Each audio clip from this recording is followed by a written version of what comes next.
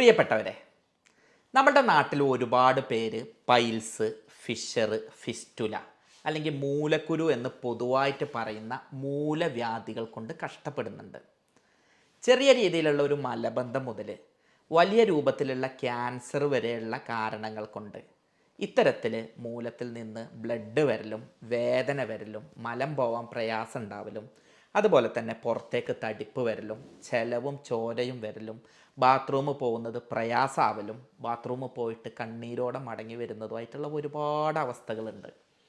മൊത്തത്തിൽ piles, Fisher, fistula ഈ രോഗങ്ങളെ മുഴുവൻ മൂലവ്യാധികളായിട്ട് പറയുമെങ്കിലും സാധാരണക്കാരായ ആളുകൾ ഇതിനൊക്കെ മൂലക്കുരു എന്നാണ് പറയുന്നത്. ഇന്ന് ഈ വീഡിയോ വളരെ സാധാരണക്കാരായ ആളുകൾക്ക് വേണ്ടിയിട്ട് ചെയ്യുന്നതാണ്.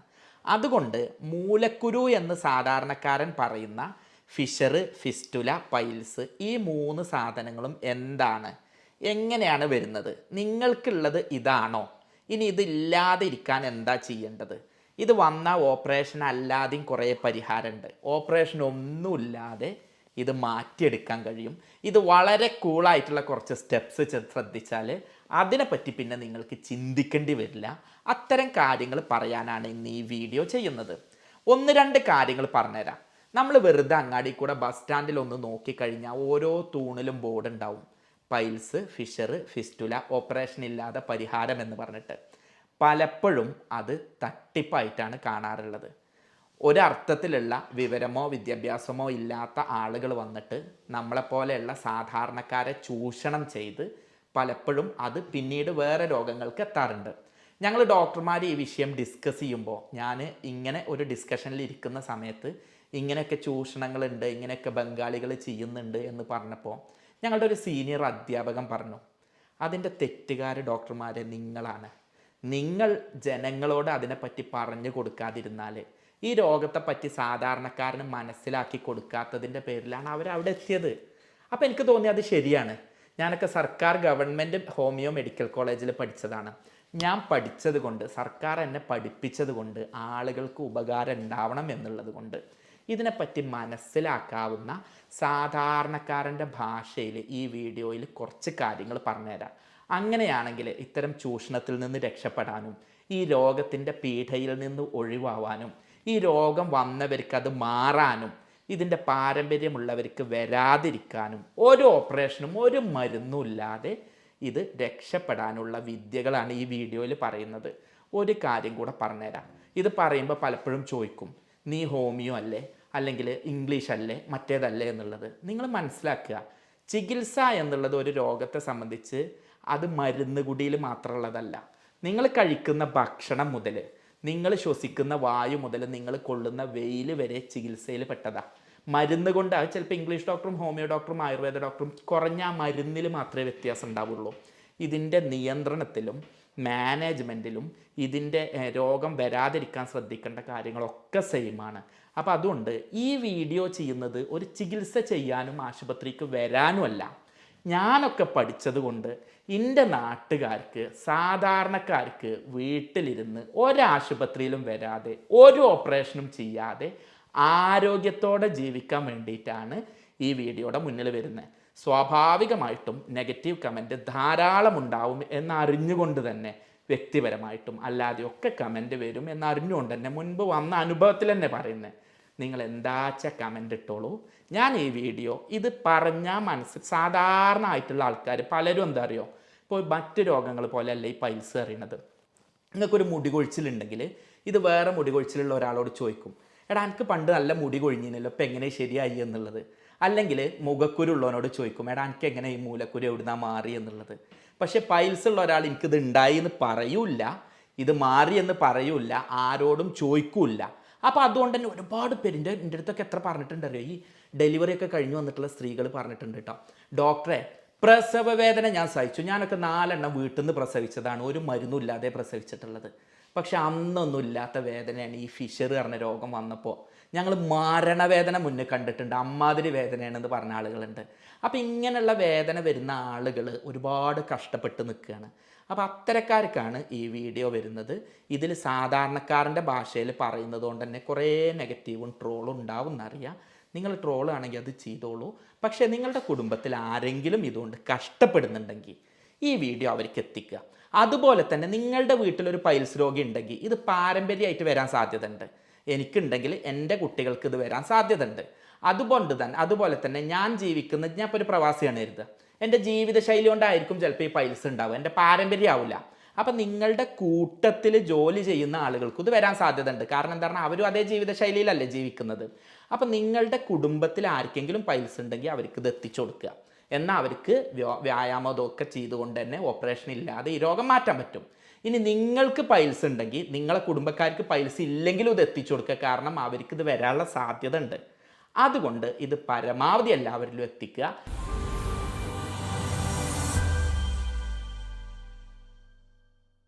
ഞാൻ doctor Basil Yusuf, doctor Basil's homoeo hospital, Pandikkad, Malappuram ജില്ല.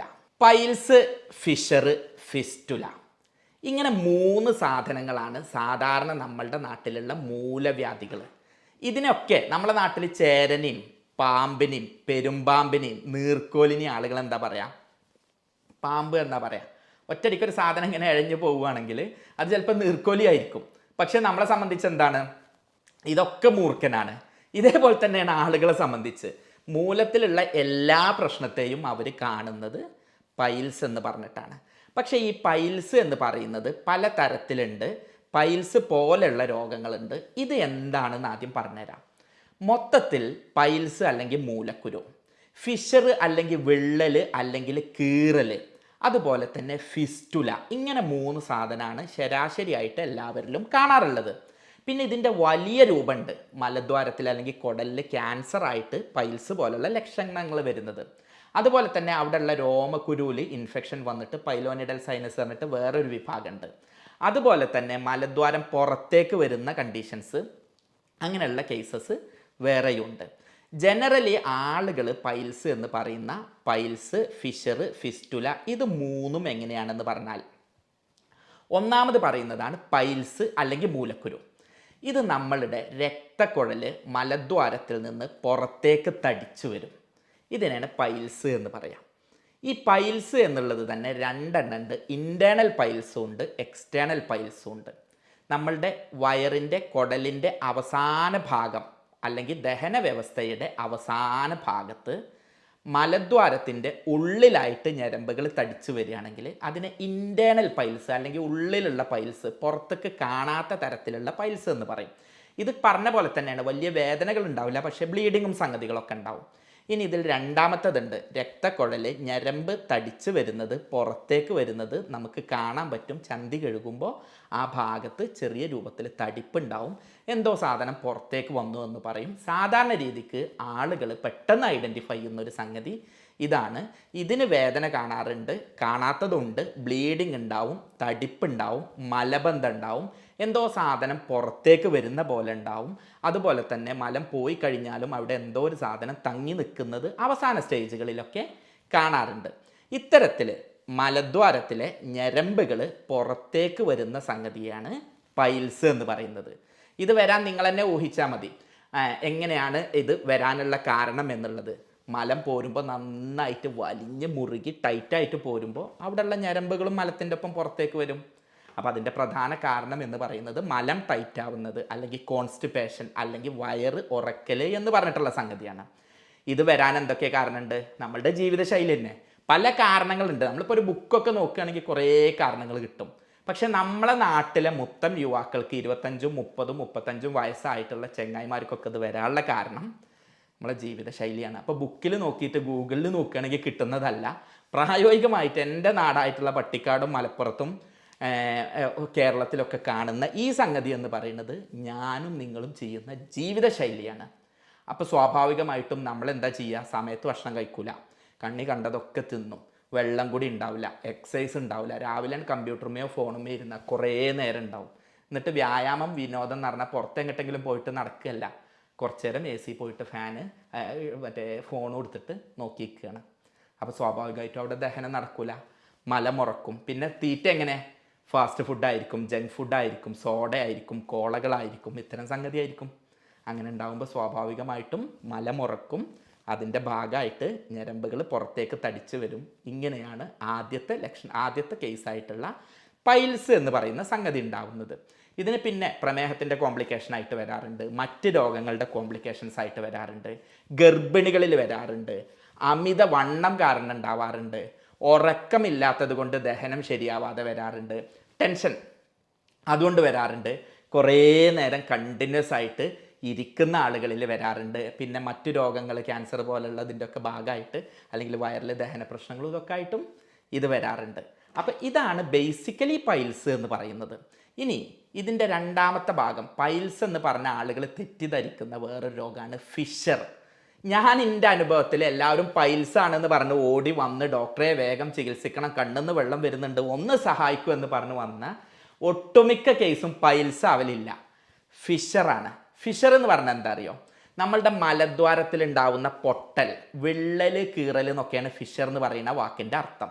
ഇതെന്താ സംഗതി എന്ന് പറഞ്ഞാൽ മലം പോകുന്ന ഭാഗത്ത് ചെറുതായിട്ടൊന്ന് പൊട്ടും. അപ്പോൾ ആ പൊട്ടൽ ഉണ്ടാകുമ്പോൾ അതിലൂടെ ബ്ലഡ് പുറത്തേക്ക് വരും. ആ ബ്ലഡ് പുറത്തേക്ക് വരുമെന്ന് മാത്രമല്ല, നല്ല തലച്ചോറ്റക്ക് കയറുന്ന തരത്തിലുള്ള വേദനയായിരിക്കും. ഇന്നലെ മലം പോയില്ല, 2-3 ദിവസമായിട്ട് മലം പോയില്ല, ഇന്നിപ്പോൾ മലമൊക്കെ പോയി ഡോക്ടറെ, അതിൻ്റെ ഒക്കെ ഒന്നാകെ ബ്ലഡ് വന്നു. ആ ബ്ലഡ് വന്നു എന്ന് മാത്രമല്ല, അതിൻ്റെ കൂടെ നല്ല വേദനയാണ്. ബാത്റൂമിൽ പോയിട്ട് 4-5 മണിക്കൂർ കിടക്കയിൽ കമിഴ്ന്ന് അങ്ങ് കിടക്കിയതിനും അനങ്ങിയിട്ടില്ല എന്ന് പറയുന്ന ഒരുപാട് പേരുണ്ട്. എനിക്ക് അതുപോലെ തന്നെ ഒരു ഓഫീസർ ഉണ്ടായിരുന്നു കേട്ടോ. അവരെന്നെ രാവിലെ വിളിച്ചു, എന്നിട്ട് എന്നോട് പറഞ്ഞു, ഞാൻ ഡ്രസ്സൊക്കെ മാറ്റി വയറ്റിന്ന് പോകുന്നില്ല എന്ന് കരുതി പോയിരുന്നില്ല, പോയി നോക്കി മുക്കി കിട്ടിയില്ല, ഞാൻ ഡ്രസ്സൊക്കെ മാറ്റി ഓഫീസിലേക്ക് റെഡിയായി നിന്നു, എന്നിട്ട് ബാത്റൂമിലേക്ക് പോയപ്പോൾ കിട്ടിയില്ല, ഞാൻ പിന്നെ ഇനിയിപ്പോൾ ഓഫീസിലേക്ക് പോകുമല്ലേ എഴുതിയിട്ട് നന്നായിട്ട് മുക്കി അങ്ങ് പിടിച്ചു, അതിലൊന്നാകെ വയറ്റുന്ന അങ്ങ് പോയി. പിന്നെ ഞാൻ നോക്കുമ്പോൾ ആകെ ചോരയിൽ കുളിച്ചിട്ടുണ്ട്, നല്ല വേദനയായിരുന്നു. ഞാനിതൊക്കെ കഴുകി കുറച്ച് നേരം ഇരുന്ന് നോക്കി, എനിക്ക് കഴിഞ്ഞില്ല, ഞാൻ പൊന്നിച്ച പറഞ്ഞ വേദനയായി ഡോക്ടറെ അറിയണം.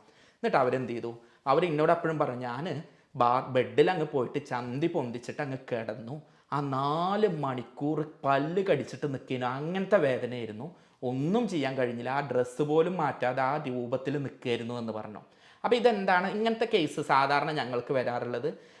ഒറ്റടിക്ക് വരുന്നത്, മിക്കവാറും 4 ദിവസം മുമ്പ് വരെ ഒരു പൈൽസൊക്കെ എങ്ങനെ അറിയോ, മെല്ലെ മെല്ലെ മെല്ലെ ഇങ്ങനെ വരും. ആദ്യം ഒരു ചെറിയ സാധനം വരും, കുറേ മലബന്ധം ഉണ്ടാകുമ്പോൾ അത് വരും, പിന്നെ എന്തോ സാധനം പുറത്തേക്ക് വന്നു, പിന്നെ അത് ഉള്ളിലേക്ക് പോയി, ഇങ്ങനെയൊക്കെയാണ് ആളുകൾ പറയാം. ഫിഷർ അങ്ങനെയല്ല, ഇന്നലെ വരെ ഒരു കുഴപ്പമുണ്ടായില്ല, വയറുറക്കലുണ്ടായിരുന്നു, അത് പിന്നെ എനിക്ക് സ്ഥിരമാണ് എന്ന് പറയും. അവരതായിട്ട് ശ്രദ്ധിക്കില്ല. അതുകൊണ്ടാണ് ഇത്തരം ആളുകൾ ഈ വീഡിയോ ശരിക്ക് കാണണം കേട്ടോ, മലബന്ധമുള്ള ആളുകൾ. കാരണം എന്താ പറഞ്ഞാൽ പിന്നെ മലം പോരാത്തുമ്പോൾ ഇവരങ്ങ് ആഞ്ഞു മുക്കും. അങ്ങനെ മുക്കുമ്പോൾ മലദ്വാരത്തിൻ്റെ അവിടെയുള്ള പൊട്ടൽ വരും, അപ്പോൾ ഒന്നാകെ ബ്ലീഡിങ് ഉണ്ടാവും, അത് നല്ല വേദനയാണ്. എൻ്റെ പേഷ്യൻസ് പറഞ്ഞ പ്രകാരം എനിക്ക് ഏറ്റവും വേദനാജനകമായിട്ട് തോന്നിയിട്ടുള്ളത് ഫിഷറാണ്. ഈ ഫിഷർ വന്നാൽ എന്താ പറയുക അറിയോ, പൈൽസ് എന്നല്ല ഡോക്ടറെ, ഇത് വല്ല ക്യാൻസറുമാണ് എന്നാണ് എനിക്ക് തോന്നുന്നത്, നിങ്ങളതൊന്ന് നേരെ നോക്കിയെന്ന് പറഞ്ഞിട്ട് വരും. കാരണം അതെന്താണ്, അത്രയും നമ്മൾ ക്യാൻസർ ആണോ എന്ന് കരുതുന്ന വേദന നല്ല ഞരമ്പുകളിൽ അങ്ങ് വന്നിട്ട് ആ വേദന വന്ന ആകെ ഉണ്ടാവും. ഇതാണ് ഫിഷർ എന്ന് പറയുന്ന രോഗം. ഈ ഫിഷർ എന്ന് പറഞ്ഞ രോഗത്തിന് തന്നെ ഒരു പ്രത്യേകത ഉണ്ട്, ഇത് മലബന്ധം ഉണ്ടായാലാണ് സാധാരണ വരിക. പിന്നെ മൂലത്തിലൂടെ സെക്സ് ഉണ്ടാവുക, അല്ലെങ്കിൽ എന്തെങ്കിലും അവിടെ കുത്തിക്കയറ്റുക, ഇങ്ങനത്തെയൊക്കെ സമയത്തൊക്കെ ചിലപ്പോൾ ഉണ്ടായേക്കാം. സാധാരണ രീതിക്ക് മലം ടൈറ്റ് ആവുക, മലം ടൈറ്റ് ആകുമ്പോൾ മലം പോരുമ്പോൾ അവിടെ ഉറച്ച കാരണം, സാധാരണത്തിലേറെ മലം ടൈറ്റായ കാരണം അവിടെ പൊട്ടുക. അപ്പോൾ സ്വാഭാവികമായിട്ടും നേരത്തെ പറഞ്ഞ തന്നെ ജീവിതശൈലി, ജങ്ക് ഫുഡ്, ഭക്ഷണത്തിലെ പ്രശ്നങ്ങൾ, പിന്നെ പ്രഗ്നൻസിയിൽ കാണാറുണ്ട്, ഡെലിവറി കഴിഞ്ഞ ഉടനെ സ്ത്രീകൾ പരാതിപ്പെടുന്ന വലിയൊരു കാര്യമാണ്, പ്രസവവേദന എത്ര പ്രശ്നമില്ല എന്ന് പറഞ്ഞിട്ട് അവർ വരാറുണ്ട്. അപ്പോൾ കൂടുതൽ ആളുകളും ഏറ്റവും കൂടുതൽ ബോധർ ചെയ്യുന്നൊരു സാധനം ഈ ഫിഷറാണ്. ഇതും ഉള്ളവർ ശ്രദ്ധിക്കുക, ഇല്ലാത്തവർക്ക് എത്തിച്ചു കൊടുക്കുക. കാരണം ഇത് ഏത് നേരവും ആർക്കും വരാം. പൈൽസൊക്കെ എങ്ങനെ അറിയോ, ഞാൻ നേരത്തെ പറഞ്ഞ പോലെ മെല്ലെ മെല്ലെ വരിക ചെയ്യാം. ഇതങ്ങനെയല്ല, നമ്മൾ ഇന്നലെ വരെ ആരോഗ്യവാനായിരിക്കും, വയറ്റുന്നു തോന്നില്ല എന്നുള്ളൊരു പ്രശ്നം ഉണ്ടാവുള്ളൂ. ഒന്ന് ഒറ്റടിക്ക് വരാം, വന്നു കഴിഞ്ഞാൽ നല്ല വേദനയായിരിക്കും. അതുകൊണ്ട് ഇത് നന്നായിട്ട് ശ്രദ്ധിക്കുക. ഈ രോഗമാണ് ഫിഷർ എന്ന് പറയുന്നത്. ഇനി മൂന്നാമത്തെ ഒരു സംഗതി ഉണ്ട്, ഫിസ്റ്റുല എന്ന് പറയുന്നത്. ഫിസ്റ്റുല എന്ന് പറയുന്നത് സാധാരണ രീതിക്ക് നിങ്ങൾക്ക് മനസ്സിലാവുന്ന ഭാഷയിൽ പറഞ്ഞാൽ, മലദ്വാരത്തിൽ നമുക്ക് പടച്ചോൻ മലം പുറത്തേക്ക് വരാൻ വേണ്ടിയിട്ട് ഒരു ഓട്ട ഉണ്ടാക്കിയിട്ടുണ്ട്, മൂലം എന്ന് പറയുന്ന ഓട്ട, അതിലൂടെയാണ് മലം പോരുക. എന്നാൽ അവിടെ നനവ് കൊടുക്കുന്ന ഗ്രന്ഥികളിലും മറ്റും ഇൻഫെക്ഷനും അണുബാധയൊക്കെ വന്നിട്ട് അവിടുന്ന് ചെറിയ ഓട്ട വന്ന് സൈഡിലൂടെ മലദ്വാരത്തിലൂടെ മലം പുറത്തേക്ക് വരുന്ന വഴിയിലൂടെ അല്ലാതെ വേറൊരു വഴിയിലൂടെ മലം പുറത്തു പോകും. അല്ലെങ്കിൽ നമ്മളുടെ ചന്തിച്ചാലിൻ്റെ ഇടയിലും ഒരു ചെറിയ ഓട്ടം ഉണ്ടാവും. ഈ പറഞ്ഞിട്ടുള്ള ഉള്ളിന്നും ഓട്ടം വന്ന് ഇത് തമ്മിൽ കണക്റ്റ് ആവും. ഫിസ്റ്റുല എന്ന് പറഞ്ഞാൽ കനാല് അല്ലെങ്കിൽ രണ്ട് വഴികൾ കൂട്ടിമുട്ടുക എന്നൊക്കെയാണ് അതിൻ്റെ ഭാഷാർത്ഥം. അപ്പോൾ അതേപോലെ മലദ്വാരത്തിൽ നിന്ന് മലം പുറത്തുനിന്ന് പോകുന്ന വഴിയിലൂടെയല്ലാതെ മറ്റ് വഴികളിലൂടെ ചെറിയ കനാല് രൂപപ്പെട്ട് അതിലൂടെ ജലം, ചോര, എയറ്, മലം ഇത്തരം സാധനങ്ങളൊക്കെ പഴുപ്പ് അതാ കൂടുതൽ കാണുക. ആളുകൾക്ക് ആദ്യം എന്താ ഉണ്ടാവുക പറഞ്ഞാൽ ചെറിയ രൂപത്തിൽ ചന്തിച്ചാലിൽ ചെറിയൊരു രോമക്കുരു പോലെ ഒരു സാധനം വരും. അതിങ്ങനെ വലുതാവും, നല്ല വേദനയ്ക്കാരം. അപ്പോഴാണ് പലപ്പോഴും പ്രവാസി സുഹൃത്തുക്കളാണ് ഇത് ഏറ്റവും കൂടുതൽ എന്നെ വിളിച്ച് പറഞ്ഞിട്ടുള്ളത്, ഡോക്ടറെ ഞാൻ ഗൾഫിൽ നിന്ന് പോരണോ, അതെന്താ പറ്റുമോ വെച്ചിട്ട് ആകെ കരയും. അത് ഈ സാധനം കൊണ്ടാണ് പലപ്പോഴും ഉണ്ടാവാറുള്ളത്. എന്നിട്ട് പിന്നെ 4 ദിവസം കഴിഞ്ഞാൽ അതങ്ങ് പൊട്ടും. അപ്പോൾ അവർ സമാധാനം, ഇത് സർജറി ഒന്നും ഇല്ലാതെ കഴിഞ്ഞു എന്ന് കരുതും. പക്ഷെ ഒരു 10 ദിവസം കഴിഞ്ഞാൽ പിന്നെയും പുതിയത് വരും. അപ്പോഴാണ് വീണ്ടും കണ്ണീര് വരിക, ഡോക്ടറെ ഇത് ഞാൻ പോയി എന്ന് കരുതിയതാണല്ലോ, ഇനി എന്താ ചെയ്യുക, ഞാൻ നാട്ടിലേക്ക് വരല്, ടിക്കറ്റൊക്കെ എടുത്ത് അത് ഒഴിവാക്കി, ഇത് പോയി ഒരു മുസീബത്ത് ഒഴിവായി എന്ന് കരുതിയതാണ്. അപ്പോഴാണ് പുതിയത് വരിക എന്ന് പറഞ്ഞിട്ട് അവരെന്ത് ചെയ്യും, വീണ്ടും നമ്മളോട് പറയാറുണ്ട്. ഞാൻ ഇതൊക്കെ പറയുന്നത് രോഗിയുടെ ഭാഷ. നിങ്ങൾ പലപ്പോഴും ഈ പ്രയാസത്തിലൂടെ പോയിട്ടുണ്ടാവും കേട്ടോ. ഇത് ഒറ്റപ്പെട്ട പ്രവാസി സുഹൃത്തുക്കളാണെങ്കിൽ അല്ലെങ്കിൽ ഒറ്റയ്ക്ക് ജീവിക്കുന്നവരാണെങ്കിൽ ഇവർക്കൊക്കെ എന്താ പ്രയാസം എന്ന് പറഞ്ഞു കഴിഞ്ഞാൽ പലപ്പോഴും ഇവർക്കൊരു കൺസൾട്ടേഷൻ കിട്ടാനോ ഒരു ഡോക്ടറോട് ചോദിക്കാനോ ഒന്നും പറ്റൂല. അല്ലെങ്കിൽ ഇത് ഒരാളോട് കൂടെ ഉള്ള ഒരാളോട് പറയാനും പറ്റൂല. അപ്പോൾ ഒരു കാല് ഉളുക്കി കഴിഞ്ഞാൽ നമുക്ക് എന്ത് ചെയ്യുക, കൂട്ടുകാരോട് പറയാടാ ഞാൻ പന്ത് കളിച്ചിൻ്റെ കാലുളുക്കി, ഇതൊന്നും ഒഴിഞ്ഞാട്ട് എന്ന് പറയാം. ഇത് പറയാൻ പറ്റൂല. അതുകൊണ്ട് തന്നെ ഇവർ അനുഭവിക്കുന്ന മാനസിക സംഘർഷം എന്ന് പറഞ്ഞാൽ ഭയങ്കരമാണ്. ഈ രോഗത്തിൻ്റെ പ്രത്യേകത എന്താ അറിയോ, ഇപ്പോൾ നിങ്ങൾ പോകുന്ന വഴിയിൽ ഒരു വയറിളക്കം പിടിച്ചു, അതല്ലെങ്കിൽ ഒരു ഛർദി പിടിച്ചു. അപ്പോൾ നിങ്ങൾ ബോസിനോട് പറയാം, ബോസേ ഞാനിതാണ് ലീവാണ്, അല്ലെങ്കിൽ ബാക്കിയുള്ളവൻ പറയുന്നത് എനിക്ക് ഛർദിയല്ലേ നീ മാറിന്നോ. ഇത് കാഴ്ചയിലൊരു കുഴപ്പമുണ്ടാവില്ല. നല്ല മുത്തം യുവാവായിരിക്കും, ഒരു പ്രശ്നം ഉണ്ടാവില്ല. പക്ഷെ ഇവനനുഭവിക്കുന്ന വേദന ഇവനെ അറിയുള്ളൂ. ഇതൊരാളോടൊട്ട് പറഞ്ഞാൽ മനസ്സിലാവില്ല, അല്ലെങ്കിൽ കണ്ടറിഞ്ഞ ഒരാൾ ഒരു ഹെൽപ്പ് ചെയ്യൂല. അപ്പോൾ ആ ഒരു പ്രശ്നം കൂടെ ഈ രോഗത്തിനുണ്ട്. അപ്പോൾ ഫിസ്റ്റുല എന്ന് പറയുന്ന മൂന്നാമത്തെ ഭാഗം എന്ന് പറയുന്നത് മലദ്വാരത്തിൽ നിന്ന് പുറത്തേക്ക് വരുന്ന വഴിയിലൂടെയല്ലാതെ മലം പുറത്തേക്ക് വരിക, അവിടെ തടിപ്പുണ്ടാവുക, അവിടെ ഇങ്ങനെ പൊന്തി നിൽക്കുക, അതൊരു കുരുവായിട്ട് വരിക, ആ ഭാഗത്ത് പഴുപ്പ് വരിക, ചലം വരിക, പൊട്ടുക, പിന്നെ ആ മുറിവ് വീണ്ടും അതേപോലെ തന്നെ ഉണ്ടാവുക എന്നുള്ളതാണ്. ഇത് മൂന്നുമാണ് പൈൽസ്, ഫിഷർ, ഫിസ്റ്റുല എന്ന് പറയുന്നത്. പിന്നെ ഇതുപോലെ തന്നെ മലം വരുന്ന ക്യാൻസർ പോലുള്ള ഉണ്ട്. അതുപോലെ തന്നെ ചന്തിയുടെ മൂലത്തിൻ്റെ മേൽഭാഗത്ത് രോമത്തിൽ രോമക്കുരു അതുപോലെയൊക്കെ വളർന്ന് വലുതായി പൈലോനിഡൽ സൈനസ് എന്ന് പറഞ്ഞിട്ടുള്ള കുറേ സംഗതികളുണ്ട്. ഇതെല്ലാം വരുന്നത് പൊതുവേ ജനങ്ങൾ മലബന്ധം എന്ന് പറയുന്നത് മുഴുവൻ ജീവിതശൈലി കൊണ്ടാണ് ഭൂരിഭാഗവും വരുന്നത്. അതുപോലെ തന്നെ മറ്റു രോഗങ്ങൾ കൊണ്ട്, മലബന്ധം കൊണ്ട്, നമ്മളുടെ ലൈഫ് സ്റ്റൈൽ, അതുപോലെ തന്നെ മലബന്ധം, ഇതാണ് ഇതിൽ ഏറ്റവും പ്രധാനമായിട്ടുള്ളത്. പാരമ്പര്യവും വയസ്സും അമിതവണ്ണവും ഇതിൽ സപ്പോർട്ടീവായിട്ടുള്ള മറ്റ് കാരണങ്ങളാണ്. ഇനി ഈ കാരണങ്ങളെ നിയന്ത്രിക്കുകയാണെങ്കിൽ സ്വാഭാവികമായിട്ടും നമ്മൾക്ക് എന്ത് ചെയ്യാൻ പറ്റും, ഈ രോഗത്തെ നിയന്ത്രിക്കാൻ പറ്റും. അതുകൊണ്ടാണ് എന്തുകൊണ്ടാണ് വരുന്നത് എന്ന് വീണ്ടും വീണ്ടും പറയുന്നത്. അതില്ലാതെയാക്കിയാൽ ഈ രോഗം നമുക്ക് ഇല്ലാതെയാക്കാൻ പറ്റും. ചെറിയൊരു മലബന്ധം ഉണ്ടാകുമ്പോഴേക്ക് ആശുപത്രിയിലേക്ക് ഓടി വരുന്ന ആളുകളുണ്ട്. ഞങ്ങൾക്ക് ഉപ്പാക്ക് ഇങ്ങനെ ഒരു പാരമ്പര്യമുണ്ട്, ഡോക്ടറെ ഇതൊക്കെ പൈൽസാവോ എന്ന് ചോദിച്ചിട്ട്. എന്നാലോ ഈ ലക്ഷണങ്ങളൊക്കെ കണ്ട് ഇത് അവസാനം വരെ എത്തിയിട്ടും ആശുപത്രിക്ക് വരാതെ ഇത് പിടിച്ച് പേടിച്ച് ആരോടും പറയാതെ വെക്കുന്ന ആളുകളുണ്ട്. അതുകൊണ്ട് തന്നെ ഇതിൻ്റെ ലക്ഷണങ്ങൾ ഏതിനാണ് ആശുപത്രിക്ക് വരേണ്ടത്, ഏതൊക്കെയാണ് വീട്ടിലിരുന്ന് ശ്രദ്ധിക്കേണ്ടത് എന്നുള്ള അറിവ് വളരെ പ്രാധാന്യം അർഹിക്കുന്നുണ്ട്. പലപ്പോഴും എന്താ പറഞ്ഞാൽ പലരും ചെറിയ കാര്യങ്ങൾ പറഞ്ഞ് പേടിപ്പിക്കും. വന്നിട്ടോ, ഓപ്പറേഷൻ ചെയ്തിട്ടോ, ഇല്ലെങ്കിൽ പണി കിട്ടിട്ടോ എന്ന് പറഞ്ഞിട്ട്. അത്തരം ആവാതെ ഇതൊക്കെ ഇങ്ങനെയാണ്, ഇതാണ് എന്ന് പറഞ്ഞ് ഇങ്ങനെ ഒന്നും ചെയ്യണ്ട, ഇത്തരം കാര്യങ്ങൾ ശ്രദ്ധിച്ചാൽ അതിലേക്കൊന്നും പോവാതെ മാറ്റിത്തരാം എന്ന് പറയാനാണ് ആഗ്രഹിക്കുന്നത്. അതുകൊണ്ട് തന്നെ ഈ പൈൽസ്, ഫിഷർ, ഫിസ്റ്റുല എന്നിവയുടെ ലക്ഷണങ്ങൾ വിശദമായിട്ട് പറഞ്ഞു തരാം. ഒന്നാമത്തത് മലബന്ധം, മലം പോവാൻ പ്രയാസം ഉണ്ടാവും. രണ്ടാമത്തത് ഇത് പോകുമ്പോൾ എന്തോ ഒരു സാധനം പുറത്തേക്ക് വരുന്നുണ്ട് എന്നുള്ളൊരു തോന്നൽ. മൂന്നാമത്തത് അവിടെ എന്തോ ഒരു തടിപ്പ് പോലുള്ളൊരു ഫീല്. നാലാമത്തത് മലം പോയി കഴിഞ്ഞാലും ഒരു തൃപ്തി കിട്ടൂല, എന്തോ ഒരു സുഖം കിട്ടിയില്ല, ഇനിയും പോവണം എന്ന് തോന്നുക, പിന്നെയും ബാത്റൂമിൽ ഇരുന്നാൽ ഒന്നും പോരാനുണ്ടാവില്ല. പിന്നെ നിങ്ങൾക്കറിയുന്ന പോലെ ബ്ലീഡിങ്. ആ ബ്ലീഡിങ് നോക്കിയാൽ ഇത് ഇൻറ്റേർണൽ ആണോ ഹെമറോയിഡ് എക്സ്റ്റേണൽ ആണോ എന്നൊക്കെ ഏതാണ്ട് ഒരു പിക്ചർ കിട്ടും. പക്ഷേ ബ്ലീഡിങ് എന്നുള്ളത് അത് ഫിഷർ ആണെങ്കിലും പൈൽസ് ആണെങ്കിലും സാധാരണ കാണാറുണ്ട്. പിന്നെ വേദന. ചിലർക്ക് മലം പോകുന്നതിൻ്റെ മുമ്പ് ഉണ്ടാവും, ചിലർക്ക് പോയിരുന്ന വരെ പ്രശ്നമല്ല, മലം ഉറക്കലായിരിക്കും, പോയി അങ്ങ് കഴിഞ്ഞാൽ വേദന ആയിരിക്കും. നേരത്തെ പറഞ്ഞ ഫിഷർ എന്ന് പറഞ്ഞ കേസിലാണ് അതുണ്ടാവുക. അതുപോലെ തന്നെ ചൊറിച്ചിലുണ്ടാവും, ആ ഭാഗത്ത് ചെറിയ തടിപ്പുകൾ ഉണ്ടാവും, പിന്നെ മലത്തിൽ ചെറിയ കൊഴുത്ത പോലൊരു സാധനം പുറത്തേക്ക് വരും, അതുപോലെ തന്നെ അവിടുന്ന് എന്തോ തൂങ്ങി നിൽക്കുന്ന പോലുള്ളൊരു ഫീൽ ഉണ്ടാവും. ഇനി ഈ ഭാഗങ്ങളിൽ ഉണ്ടാവുന്ന അസഹ്യ ചൊറിച്ചിൽ, അവൻ അവിടുന്ന് ഇങ്ങനെ കൈയെടുക്കൂല, ഒരു സ്പൂണോ അല്ലെങ്കിൽ ഒരു കത്തിയൊക്കെ വെച്ച് മാന്തണം ഡോക്ടറെ എന്ന് പറയുന്ന പോലത്തിലുള്ള ഒരു ഫീൽ അവർക്ക് ഉണ്ടാവും. ഇത് അനുഭവിച്ച വരുന്ന രോഗികളിലായിരിക്കും ഇത് പലപ്പോഴും അവരുടെ ആ ഒരു അനുഭവത്തിൽ നിന്നാണ് ഞാനിത് പറയുന്നത്. ഡോക്ടറെ ഒരു കത്തിയോ സ്പൂണോ വെച്ച് മാന്താൻ തോന്നിയെന്ന് പറയാറുണ്ട്. ഇത് ചെറിയ കുട്ടികളൊക്കെ ആണെങ്കിൽ ഇതെങ്ങനെ അറിയോ, ഇവർ അവരെ കയ്യ് ജസ്റ്റ് മണത്ത് നോക്കിയാൽ, ഇവർ നമ്മൾ വലിയ ആളുകളെ പോലെ കയ്യ് കഴുകൂല, ഇവരിത് വരുമ്പോൾ ഇങ്ങനെ ചൊറിഞ്ഞുകൊണ്ടിരിക്കും. ആ കൈ അവരുടെ അടുത്തേക്ക് വരുമ്പോൾ തന്നെ നമുക്ക് ഒരു മണം ഫീൽ ചെയ്യും. അപ്പം ഇങ്ങനെ ചോദിച്ചെടുത്താൽ ഇവർ ചന്തയിൽ കൈയിടുന്നുണ്ടാവും, ഇങ്ങനെ പാരമ്പര്യം ഉണ്ടാവും. കുട്ടി ഇതാരോടും പറഞ്ഞിട്ടുണ്ടാവില്ല, കുട്ടിക്ക് ഇതറിയില്ല, കുട്ടി എപ്പോഴും അവിടെ ഇങ്ങനെ കൈയിട്ട് ചെയ്യുന്നതായിരിക്കും. അപ്പം ഇതാണ് പൈൽസിൻ്റെ പ്രധാനമായിട്ടുള്ള ലക്ഷണം. നമ്മൾ ഫിഷറും ഫിസ്റ്റുലയും കൂടെ ഡിസ്കസ് ചെയ്യുന്നത് കാരണത്താൽ അതിൻ്റെ കാര്യങ്ങൾ കൂടെ പറഞ്ഞുതരാം. ഫിസ്റ്റുലയാണെങ്കിൽ നമ്മളുടെ ചന്തിച്ചാലിൽ ചെറിയ രീതിയിലുള്ള മുഴ അല്ലെങ്കിൽ തടിപ്പ് അല്ലെങ്കിൽ മുറിവ് അല്ലെങ്കിൽ കുരു വന്നിട്ടുണ്ടാവും. ആ കുരുവിൽ പിന്നീട് എന്ത് ചെയ്യും, കണ്ണ് വെക്കും, വീർക്കും, പൊട്ടും, അതിൽ നിന്ന് പഴുപ്പ്, കൊഴുപ്പ്, നീര്, ചലം, മലം, ഇത്തരം സാധനങ്ങളൊക്കെ വരും. അതുപോലെ തന്നെ ഇതിങ്ങ് ഉണങ്ങും ചെയ്യും, പിന്നെയും വരാൻ സാധ്യതയുണ്ട്. ഫിഷറിന് പിന്നെ സ്വാഭാവികമായിട്ടും പെയിനാണ് കൂടുതൽ കാണൽ. ഒരു സ്കിന്നിൻ്റെ കുറഞ്ഞൊരു ഭാഗം പൊട്ടിയിട്ട് അവിടേക്ക് പുറത്ത് വരും. സ്കിൻ ടാഗ് എന്നൊക്കെ പറയുന്ന ഒരു സംഗതിയാണ് ഈ സ്കിൻ ടാഗ്, അതായത് തൊലിൻ്റെ ഒരു ചെറിയ ഭാഗം മൂലം പൊട്ടിയിട്ട് വരുന്നത്.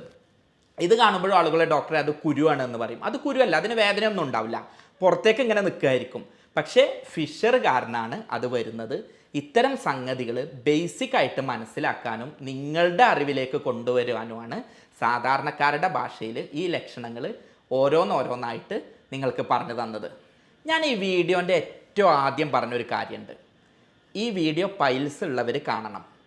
അതേപോലെ തന്നെ പൈൽസ് ഉള്ളവർ അവരുടെ വീട്ടുകാർക്ക് മുഴുവൻ കാണിച്ചു കൊടുക്കണം. കാരണം നിങ്ങൾക്ക് ഏതായാലും വന്നു, ഇത് പാരമ്പര്യമായിട്ട് വരാൻ സാധ്യത ഉള്ളതുകൊണ്ട് നിങ്ങളുടെ കുടുംബക്കാരെ ഇത് കേൾപ്പിച്ച് അവർക്കത് വരുത്താതിരിക്കാനുള്ള പണി ചെയ്യണം. രണ്ടാമത്, നിങ്ങളുടെ സുഹൃത്തുക്കൾക്ക് ഇത് എത്തിച്ചു കൊടുക്കണം. കാരണം നിങ്ങളുടെ ജോലി എന്താണോ അത് ചിലപ്പോൾ ആ ജോലി കാരണം അവർക്കിത് വരും. അപ്പോൾ അതുകൊണ്ട് ആർക്കൊക്കെയാണ് ഇത് വരാൻ സാധ്യത ഉള്ളത് എന്ന് പറഞ്ഞുതരാം. ഒന്നാമത്തേത്, പാരമ്പര്യമായിട്ട് വീട്ടിൽ ഈ രോഗങ്ങൾ ഉണ്ടെങ്കിൽ അവർക്ക് വരാനുള്ള സാധ്യത ഉണ്ട്. രണ്ടാമത്, വയസ്സായ ആളുകളിൽ ഒരു 45 വയസ്സ് കഴിഞ്ഞാൽ ഇത് വരാനുള്ള സാധ്യത ഉണ്ട്. മൂന്നാമത്, പ്രഗ്നൻ്റ് ആയിട്ടുള്ള ആളുകളിൽ ഇത് വരാൻ സാധ്യത ഉണ്ട്. അത് തന്നെ ഇടയ്ക്കിടയ്ക്ക് അബോർഷനും പ്രഗ്നൻസിയും ഉണ്ടാവുന്ന ആളുകളിലും ഇത് വരാനുള്ള സാധ്യത ഉണ്ട്.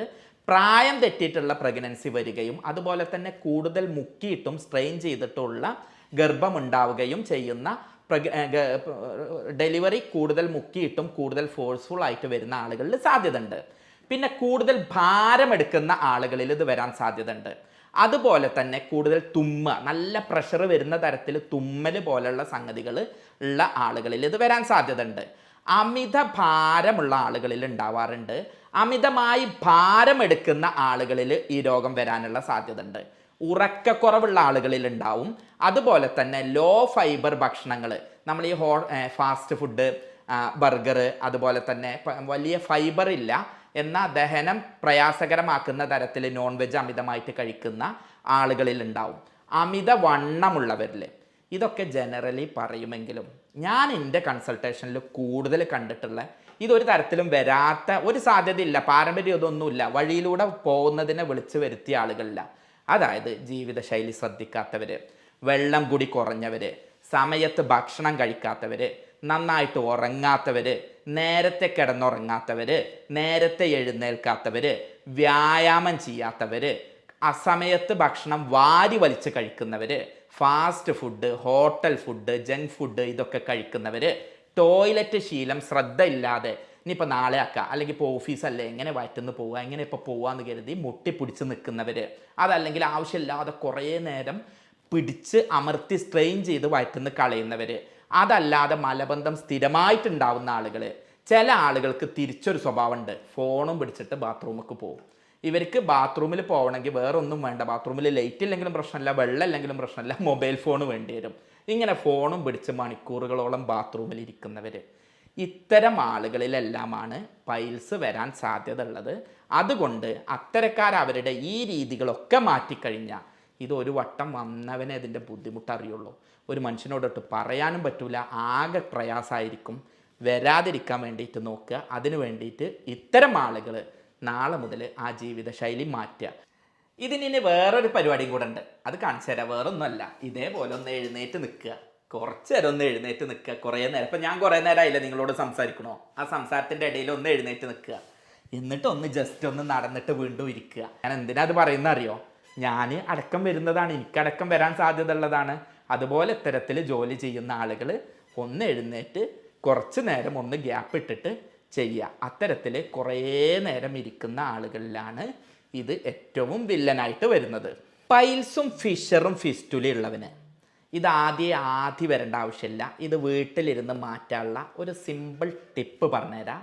മറ്റൊന്നുമല്ല, നിങ്ങളുടെ വീട്ടിലുള്ള വട്ടപ്പാത്രം അല്ലെങ്കിൽ തൊട്ടിപ്പാത്രം എന്ന് പറഞ്ഞിട്ടുള്ള പാത്രം എടുക്കുക.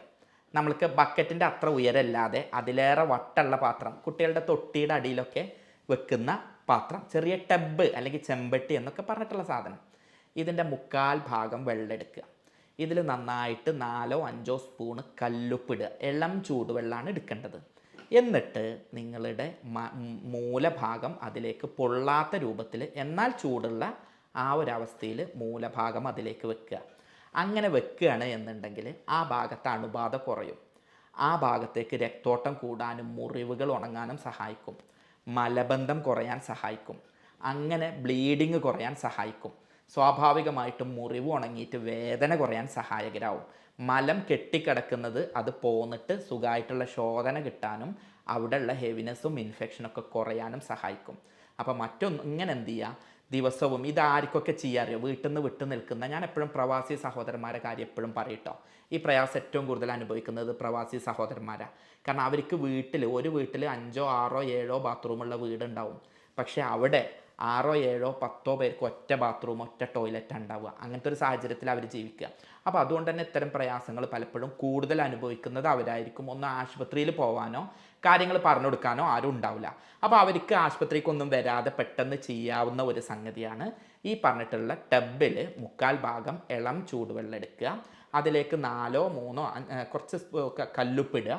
എന്നിട്ട് മൂലം അതിൽ വെക്കുക. അങ്ങനെ ഒരു 15 മിനിറ്റ് വെക്കുക. ഇങ്ങനെ ദിവസവും 3 നേരം വെക്കുക. ഇത് ചെയ്തിട്ട് നിങ്ങളുടെ വേദനയും പൊറുതിയേടും പ്രയാസവും കുറവില്ലെങ്കിൽ ഒന്ന് താഴെ കമൻറ്റ് ചെയ്യൂ. നിങ്ങൾ എന്തിനും നെഗറ്റീവായിട്ടും പോസിറ്റീവായിട്ടും കമൻറ്റ് ഇടുന്നവരാണ്. സ്വാഭാവികമായിട്ടും ഇതൊന്ന് ചെയ്ത് നോക്കുക. ഇത് ചെയ്തിട്ട് ഒരു 10 ദിവസം ചെയ്തിട്ട് നിങ്ങൾക്കത് മാറ്റില്ലെങ്കിൽ താഴെ കമൻ്റ് ഇട്ടോളൂ. കാരണം നമ്മൾ ആദ്യം എന്ത് ചെയ്യണ്ട, ഇതൊരു പേടിയാക്കാനും ഇത് വലിയ സംഭവമാക്കാനും കരുതണ്ട. ഇതിനെ നമുക്ക് നല്ല രീതിയിൽ നിയന്ത്രിക്കാം. ഇനി വീട്ടിലിരുന്ന് ചെയ്യാവുന്ന അല്ലെങ്കിൽ ഈ രോഗത്തെ ഒരു ഓപ്പറേഷനും ഇല്ലാതെ മാറ്റാവുന്ന വളരെ പ്രധാനപ്പെട്ട കുറേ കാര്യങ്ങൾ പറഞ്ഞുതരാം. പൈൽസ് എന്ന് കേൾക്കുമ്പോൾ തന്നെ ആൾക്കാർക്ക് ഓപ്പറേഷൻ എന്നുള്ളതാണ്. അങ്ങനെ ഇനി ചിന്തിക്കരുത്. ഇത് വന്നവരും വരാൻ സാധ്യതയുള്ള, ഞാൻ നേരത്തെ പറഞ്ഞിട്ടുള്ളവരും ഇത് ശ്രദ്ധിച്ചാൽ ലൈഫിൽ നിങ്ങൾക്ക് പൈൽസ് വരില്ല എന്ന് ഞാൻ നിങ്ങളോട് പറഞ്ഞു തരാം. ഇത് പറയുന്നത് നിങ്ങൾ ഒരിക്കലും ആശുപത്രിക്ക് വരാതിരിക്കാനാണ്. നിങ്ങൾ ഒരിക്കലും ആശുപത്രിക്ക് വരാനോ ചികിത്സിക്കാനോ അല്ല. ഞാൻ പറഞ്ഞ ഈ കാര്യങ്ങൾ നിങ്ങൾക്ക് ഗുണം കിട്ടണം എന്ന് കരുതിയിട്ടാണ്. ഈ 10 കാര്യങ്ങൾ അങ്ങ് എഴുതി തരാം, അതുപോലെ ചെയ്തോളൂ. നമ്പർ 1, മലബന്ധം ഇല്ലാതെയാക്കാൻ പരമാവധി നോക്കുക.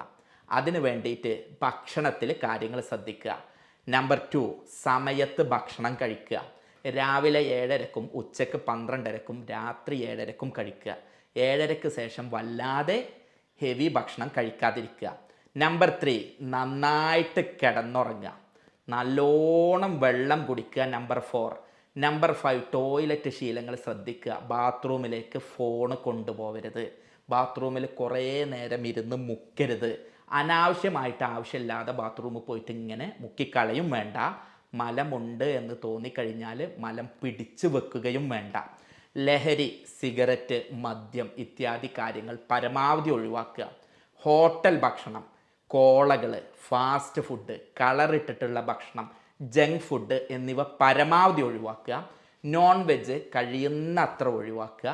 ഭക്ഷണത്തിൽ ഇലക്കറികൾ, സലാഡുകൾ, പച്ചക്കറികൾ, പയറുവർഗ്ഗങ്ങൾ, ഡ്രൈ ഫ്രൂട്ട്സ്, നാച്ചുറലായിട്ടുള്ള ഭക്ഷണങ്ങൾ, സീസണൽ ഫുഡ് ഇവ പരമാവധി ഉപയോഗിക്കുക.